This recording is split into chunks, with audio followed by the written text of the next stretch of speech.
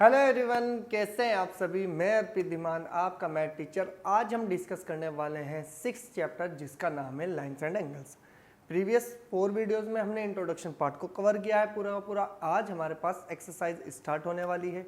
तो आज हमारे पास एक्सरसाइज के 3 क्वेश्चंस होने वाले होंगे और 3 क्वेश्चंस होंगे हमारे पार्ट 2 में। तो मैं आपसे यही बोलूँगा कि भाई सबसे पहले जाइए इंट्रोडक्शन पार्ट अच्छे से क्लियर कर लीजिए, फिर उसके बाद आपको एक्सरसाइज बहुत ही अच्छे से समझ में आने वाली है।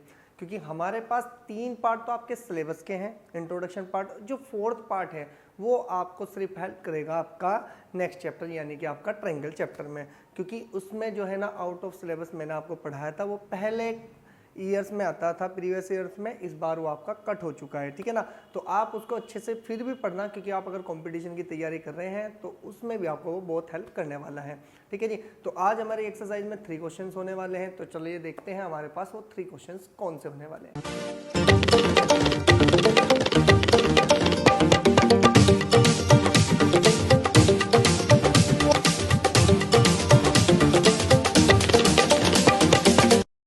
तो चलिए देखते हैं हमारा फर्स्ट क्वेश्चन क्या होने वाला है आज एक्सरसाइज 6.1 का। सबसे सिंपल सा क्वेश्चन है, मीनिंग वाइज पढ़ना है और आपको उसी में इंक्लूड करना है। लेकिन ये तब हो पाएगा पॉसिबल जब आप इंट्रोडक्शन पार्ट अच्छे से कवर कर लेंगे और आप समझ भी लेंगे कि हमारे पास कौन कौन सी प्रॉपर्टी, एंगल्स और लाइंस बनाती है, ठीक है जी।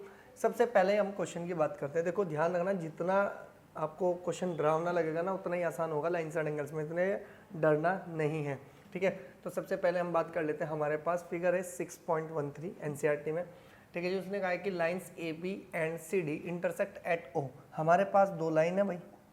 2 लाइन कौन कौन सी है हमारे पास? एक लाइन ए बी है, ये लाइन हॉरिजॉन्टल, और एक लाइन है मेरे पास सी डी।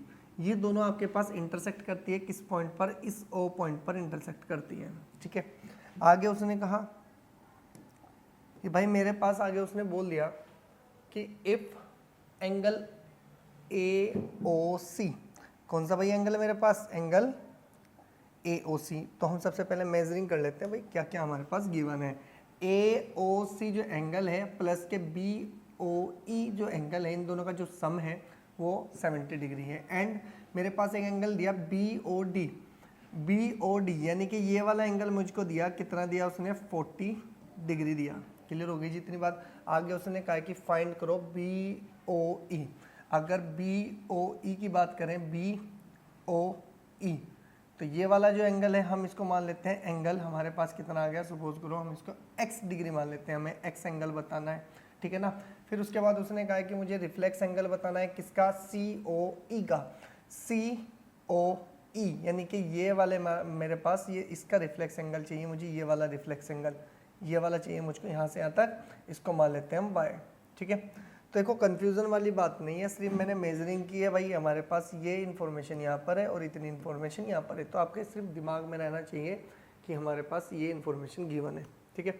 अब ध्यान से लिखते हैं। सबसे पहले हम देखते हैं कि वी हैव, हमारे पास क्या गिवन है उस चीज़ के बारे में बात करते हैं कि angle A O C plus के angle B O E equals to में कितना दिया उसने? 70 डिग्री दिया, ठीक है ना। इसको इक्वेशन नंबर 1 मान लेते हैं, जो चीज़ गिवन है, क्योंकि हमें इसका यूज़ करना है तो हम इक्वेशन नंबर 1 मान लेंगे, ठीक है। एंड मेरे पास एक एंगल दिया B O D equals to में कितना आ गया मेरे पास? 40 डिग्री, और इसको इक्वेशन नंबर हम 2 मान लेंगे।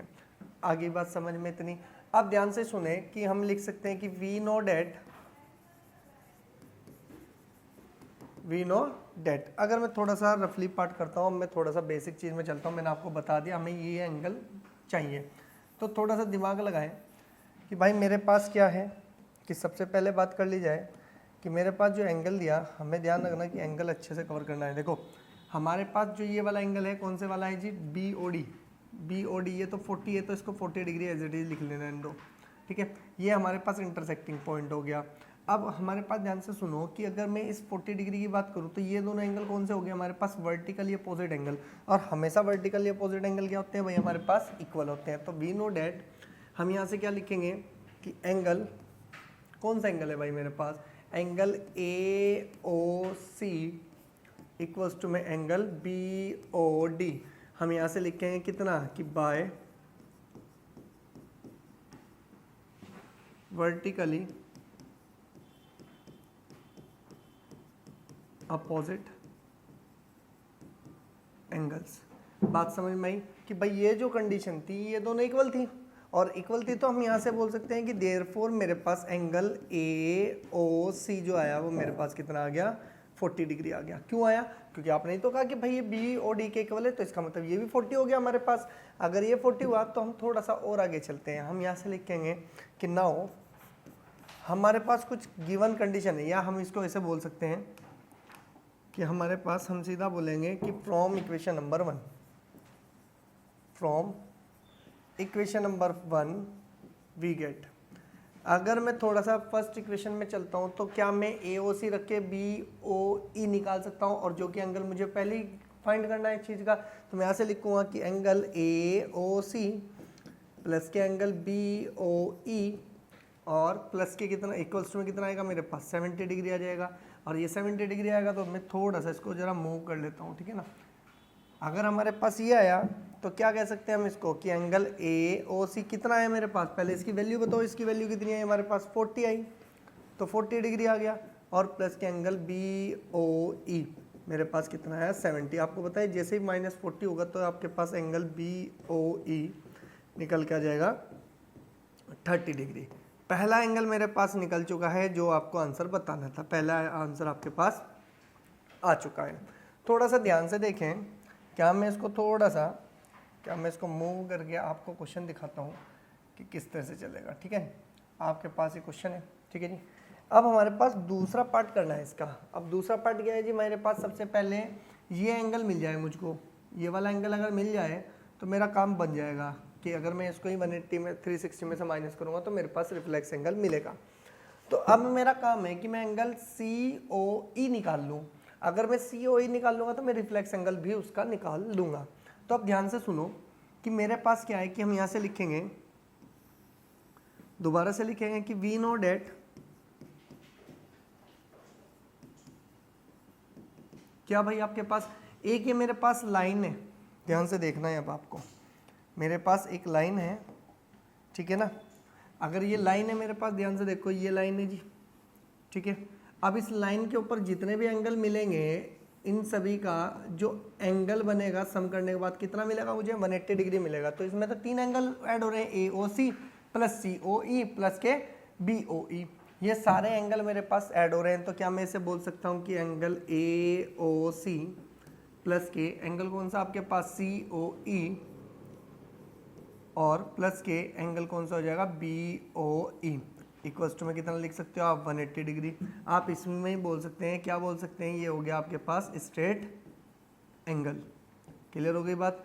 अगर ये स्ट्रेट एंगल है तो ए ओ सी की तो वैल्यू आपने अभी निकाली थी, कितना था आपके पास 40 डिग्री था, कितना था आपके पास 40 डिग्री, प्लस के सी ओ ई आपको फाइंड करना है, और प्लस के बी ओ ई की वैल्यू अभी आपने फाइंड करी है, कितना हो गया मेरे पास 30 डिग्री हो गया, इक्वल्स टू में बन गया मेरे पास 180 डिग्री।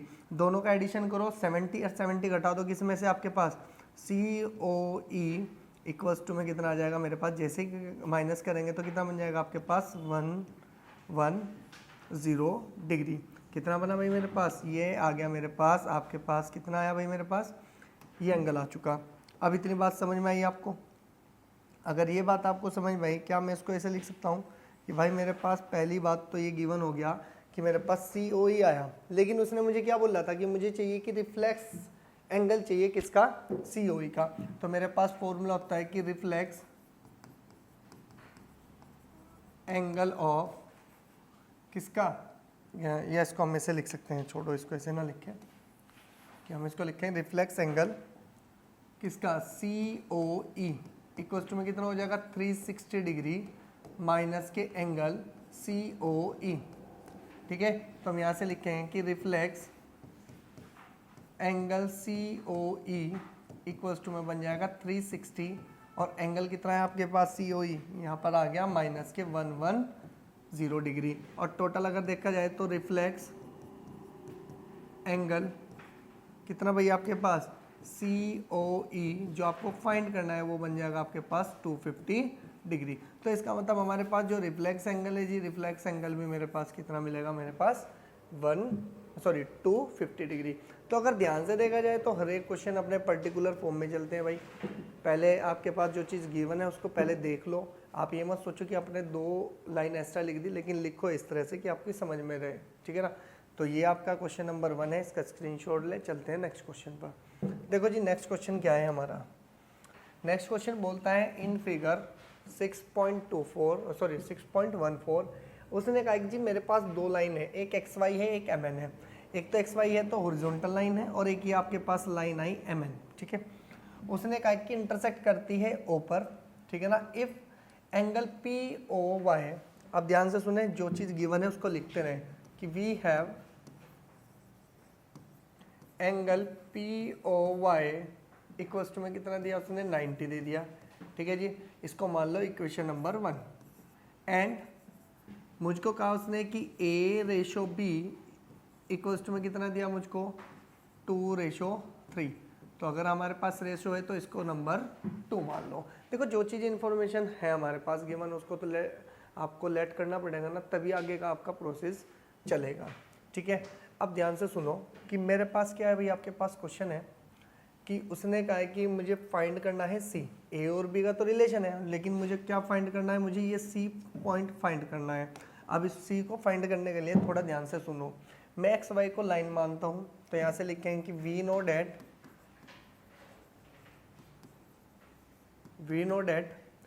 अब आप ध्यान से देखें, क्या मैं एंगल ऐसे लिख सकता हूँ कि एंगल एक्स ओ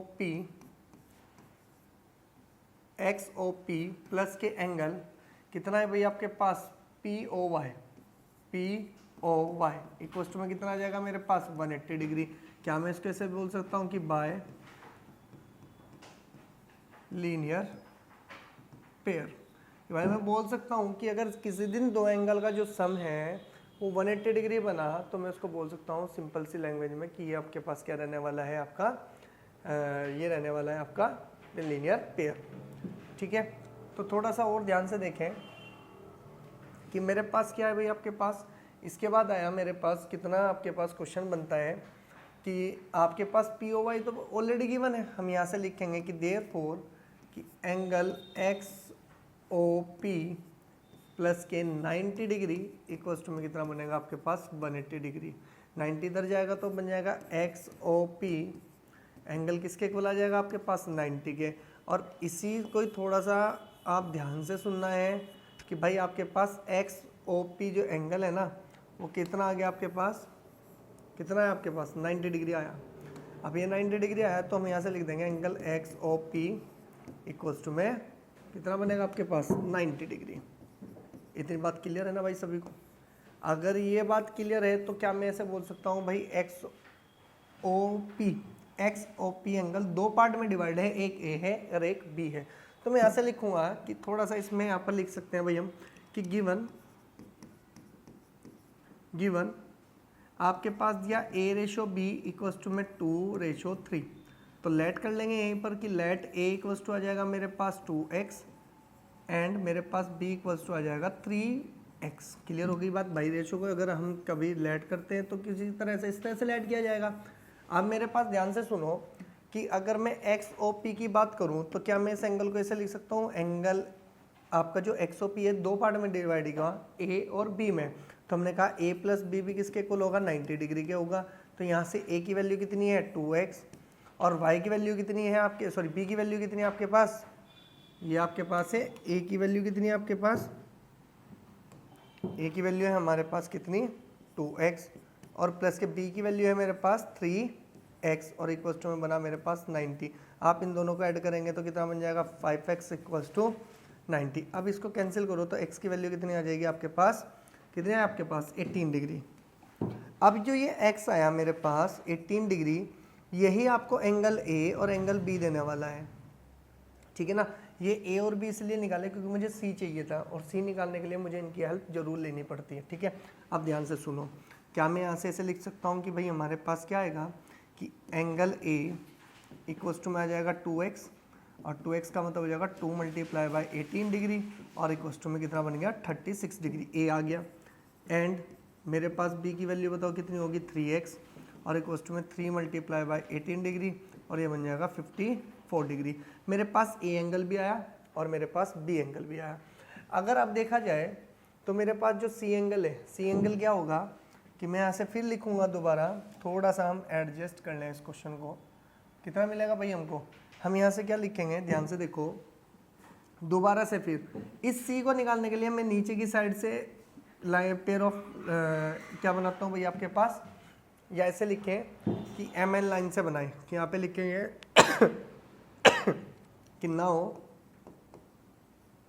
नाउ मेरे पास आएगा कि angle X O M plus के एंगल कितना है भाई आपके पास, मेरे पास सी एंगल, और इक्वल टू में कितना बन जाएगा मेरे पास, या इसको ऐसे लिख लो कि मेरे पास कितना बनेगा कि नाउ बी एंगल प्लस के सी एंगल इक्वल टू में कितना आ जाएगा मेरे पास 180 डिग्री, और ये भी क्या लिखा जाएगा कि बाय लीनियर पेयर, ठीक है ना, एलपी लिख दिया, लीनियर पेयर की शॉर्ट फॉर्म।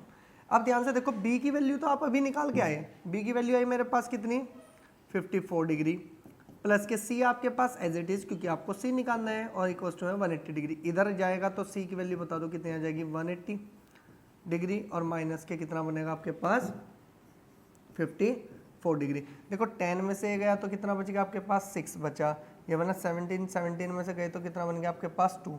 क्या मैं ये कह सकता हूँ कि C इक्वल्स टू कितना भाई आपके पास, कि C इक्वल्स टू कितना आएगा मेरे पास 126 डिग्री। तो मेरे पास जो आपके पास C निकालना था वो C कैसे निकलेगा आपका, कि C equals to 126 degree. Clear हुई इतनी बात, फटाफट से इसका स्क्रीनशॉट लो, नेक्स्ट क्वेश्चन पर आप जल्दी से चलते हैं, ठीक है जी।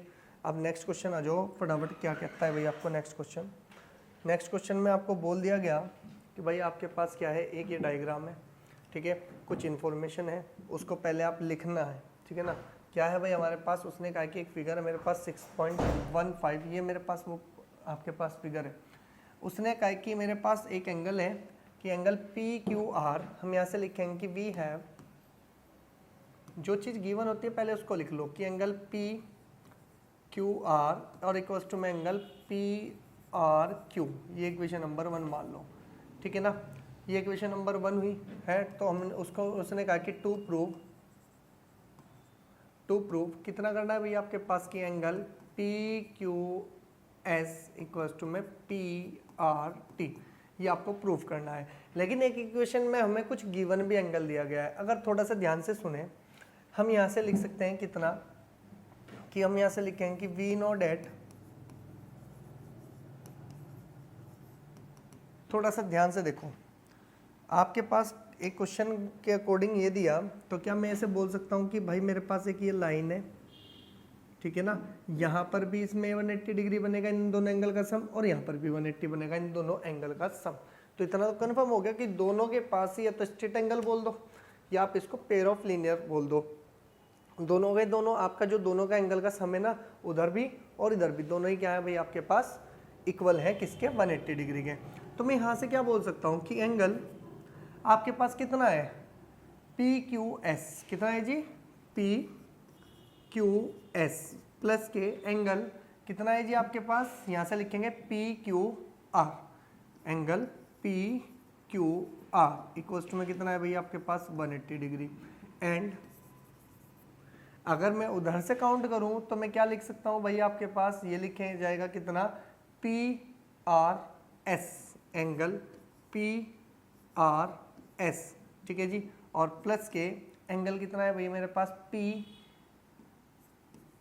आर क्यू इक्वल्स टू में कितना है भाई मेरे पास 180 डिग्री है। और दोनों के दोनों को ही लिख लो कि बाय